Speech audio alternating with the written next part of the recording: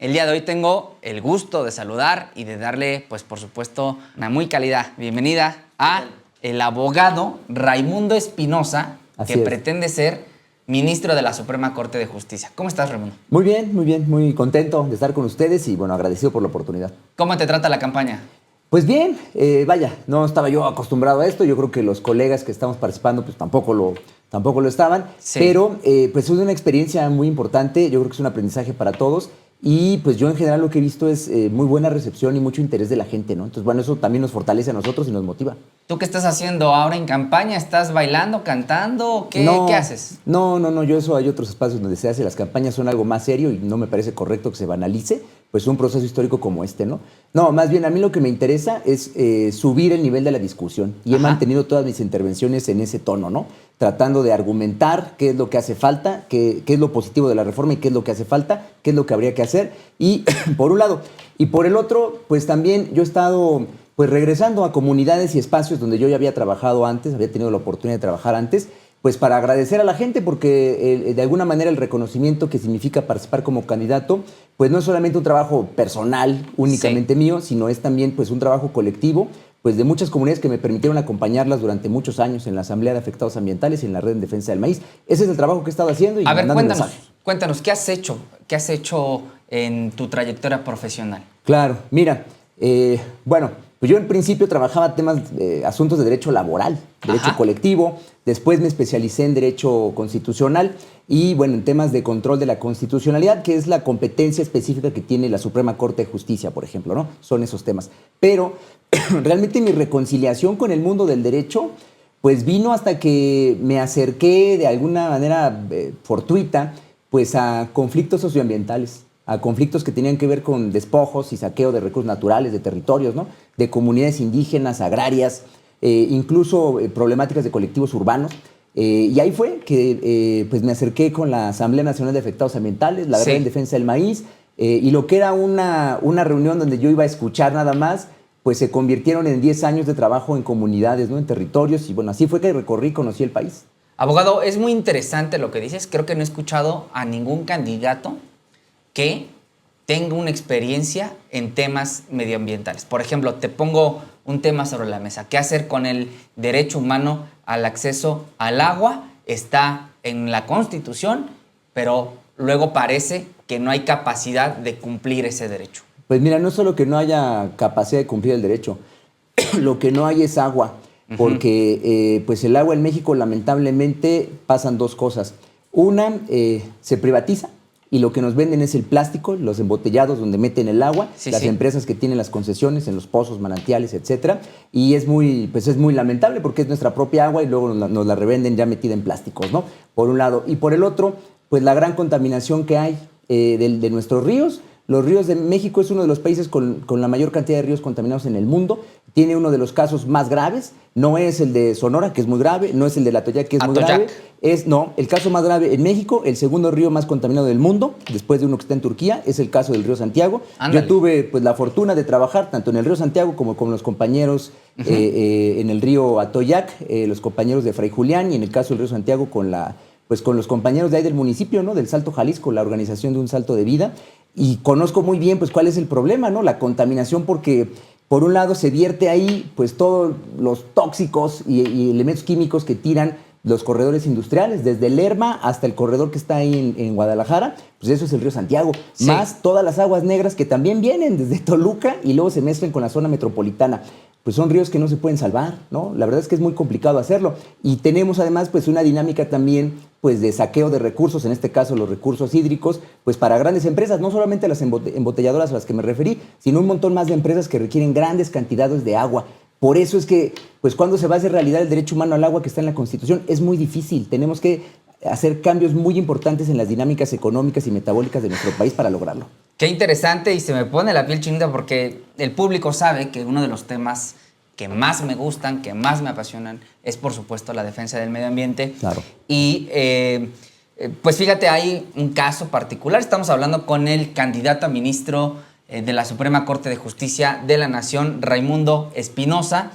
Raimundo, el Congreso lleva años en desacato, no se ha podido aprobar la Ley General de Aguas, una ley que abroga la ley actual que ha sido criticada por el presidente López Obrador, que ha sido criticada por la presidenta Claudia Sheinbaum, sobre que esta ley, la ley, si no me recuerdo, nacional de aguas, sí, es la que está vigente, sí. Solo sirve para, pues, vender, comprar el agua. La Ley General de Aguas es una solución integral para el problema que tenemos en el país en la materia, o cuál, desde tu punto de vista como experto, ahora me queda claro, pues sería el inicio de mitigar los efectos de la falta de agua. Mira, la Ley Nacional de Aguas, que es la que está ahorita vigente, pues es una de esas leyes que se generaron durante el neoliberalismo, precisamente durante las negociaciones y entrada en vigor del Telecán en los 90.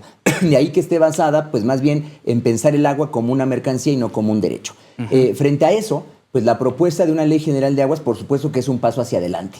El problema es que pues no podemos nosotros ser ingenuos y hacer fetichismo legal.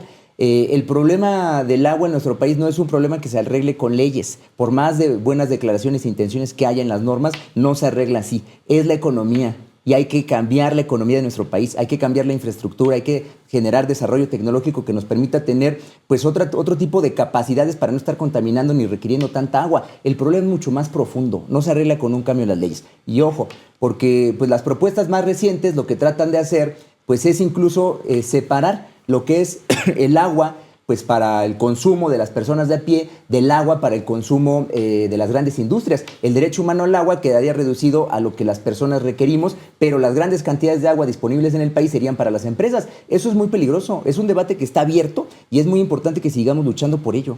Te dicen en el chat, Mónica Fortiz, así es Raimundo Espinosa Hernández, número 42 de la boleta morada. Anita Lupita Banda dice, Raimundo Espinosa, mi candidato ya en mi lista. Y te preguntan también porque, por otro lado, hay otro contraste, donde si hay agua, pues hay quien no quiere repartirlo, hay quien dice, Claro. Esta es mi agua, ya no doy.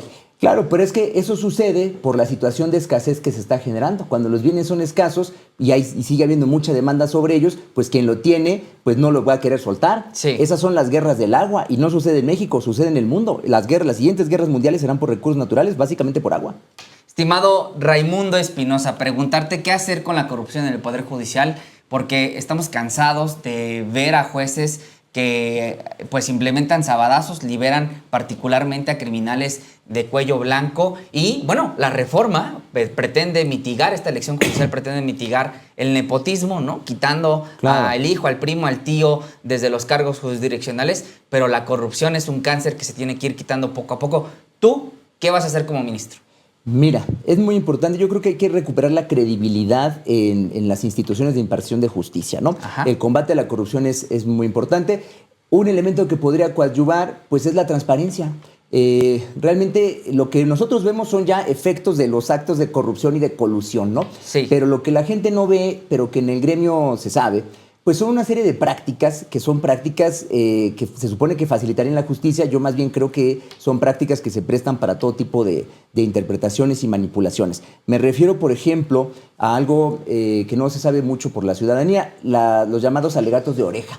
Son reuniones que tienen los equipos de los ministros, jueces, magistrados o los propios titulares con alguna de las partes en los juicios y lo reciben, argumentan, no hay claridad respecto de qué es lo que se discute en ese tipo de reuniones, pero lo que sí sabe es que tienen lugar y además incluso se les presentan proyectos de sentencia a los propios jueces por una de las partes. Yo creo que ahí es donde se ha despertado muchas suspicacias. Para eliminar eso, pues me parece a mí fundamental que se transparente cuáles son las agendas de las reuniones en estas dinámicas de trabajo, que son dinámicas cotidianas de trabajo en un juzgado, que se transparenten cuáles son esas reuniones y no, si no se van a transmitir en vivo, no digo eso, pero sí podrían compartir cuáles son las minutas, cuáles son los temas, los puntos que se vieron, si hubo acuerdos o no, porque de esa manera podríamos quitar pues estos otros elementos en donde las partes intentan presionar o intentan alegar fuera del proceso formal a su favor con los operadores judiciales.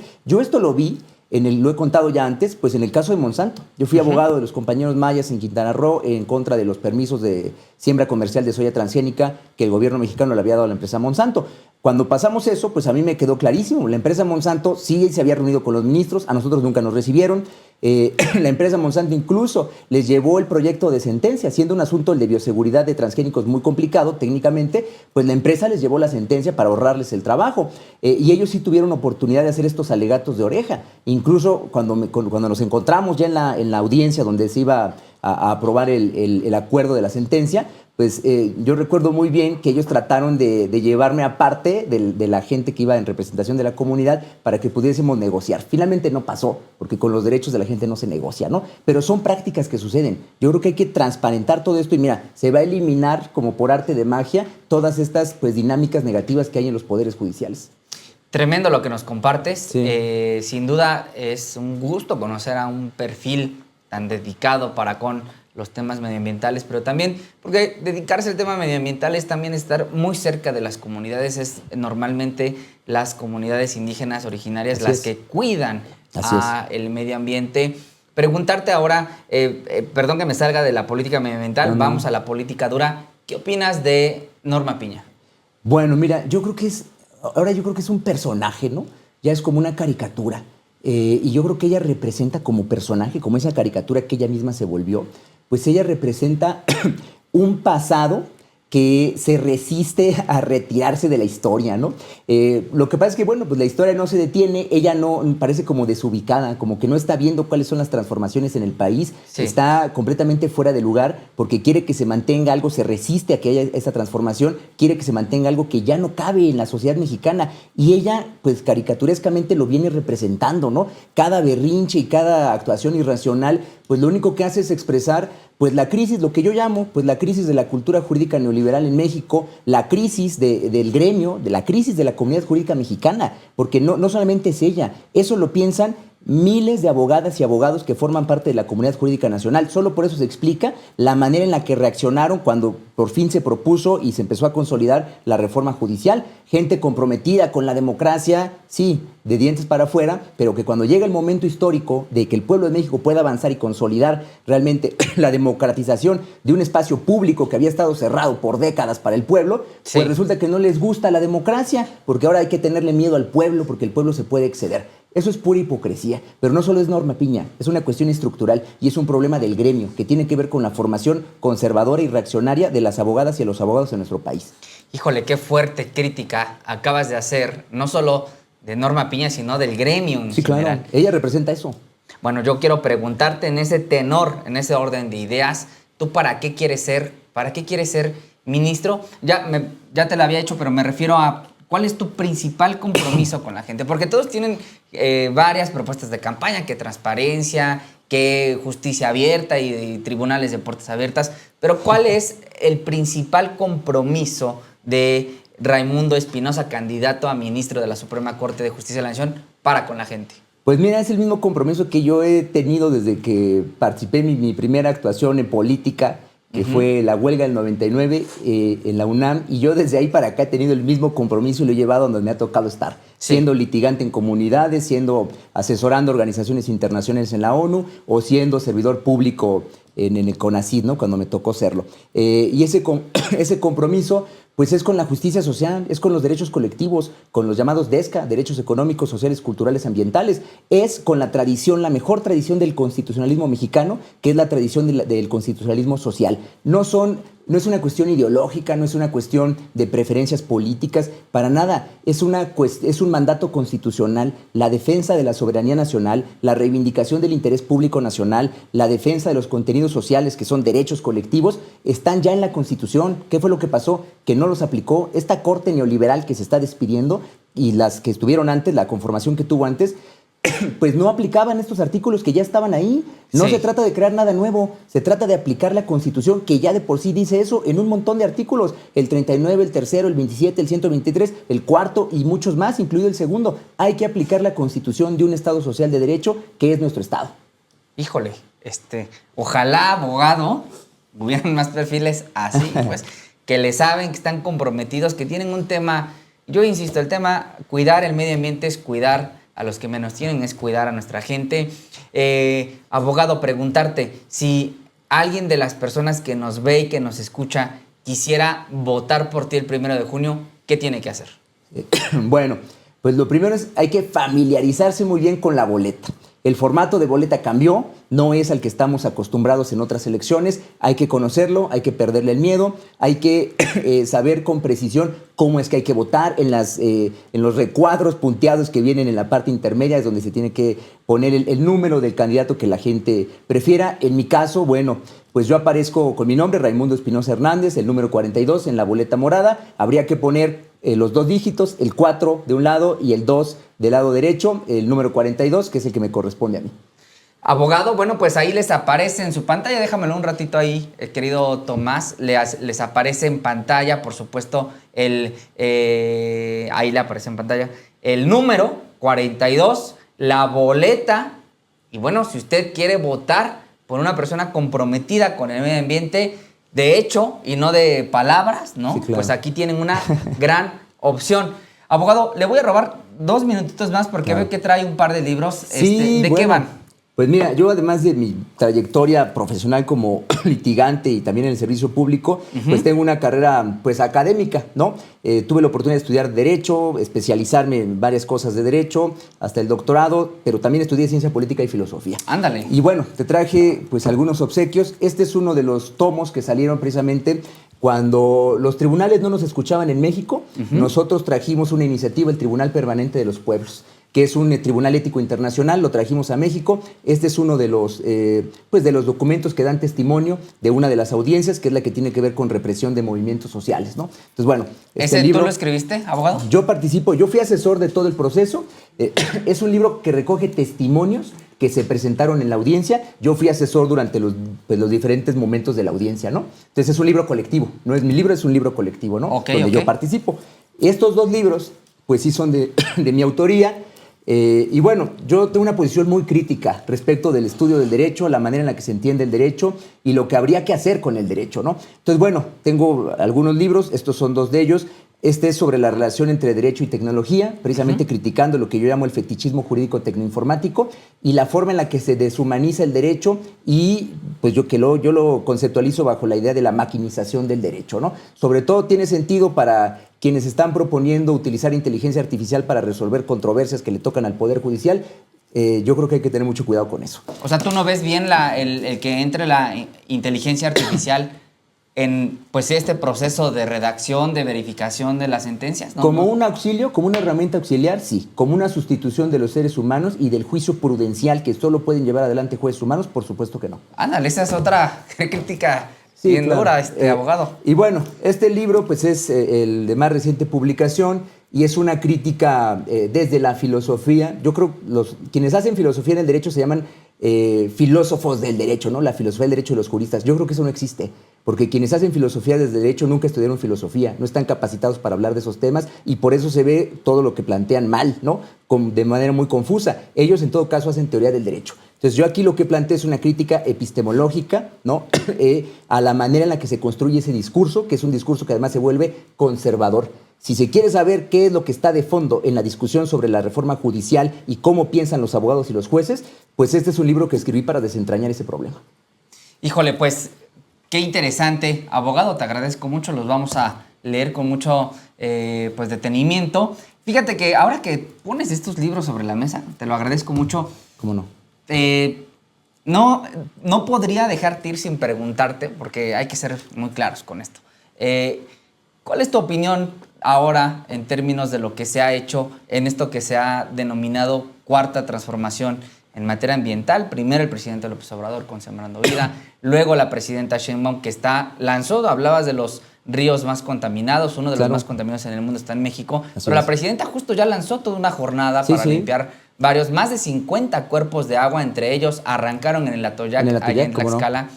¿Qué opinión tienes? Mira, a ver, aquí habría que tener presente lo que pasó en México durante los últimos 40 años. Sí. ¿No? El neoliberalismo. México se ofrece al mundo con 2 ventajas comparativas para la firma del Tratado de Libre Comercio. La sobreexplotación de la fuerza de trabajo de las y los mexicanos, salarios pobres, precarios y además condiciones pues, muy malas para llevarlo adelante, ¿no? Pero por otro lado lo que ofreció pues, fue precisamente desregulación ambiental, que las empresas pudiesen venir a instalarse en México, saquear los recursos del país y además contaminar y permanecer impunes. Esas fueron las ofertas que hizo México y se cumplieron.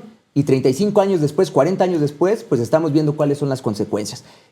Ahora, las medidas que se están tomando junto con reformas constitucionales que estamos viendo no es más que la manera en la que por fin gobiernos de izquierda, conscientes del problema, pues están tratando de atender, de remediar y de echar para atrás pues todas esas políticas neoliberales que también se volvieron leyes neoliberales. De eso es de lo que se trata. El significado profundo de los gobiernos de la Cuarta Transformación es esa reivindicación del constitucionalismo social mexicano, pero ahora también con responsabilidad ambiental, porque esas son las consecuencias del libre comercio por más de 40 años. Es muy agradecido con el abogado Raimundo Espinosa. Agradecerte mucho que hayas venido hoy a Subjetivo en Vivo. Pues bueno, ahí lo tienes. Si buscan un ministro especialista en temas ambientales, pues aquí hay una gran opción. Mi querido abogado, muchísimo gusto. Al contrario, el gusto es mío y muchas gracias por la oportunidad. No, hombre, y gracias a ustedes que se quedan totalmente en vivo y en directo. Vamos a despedir a nuestro invitado y ya regresamos.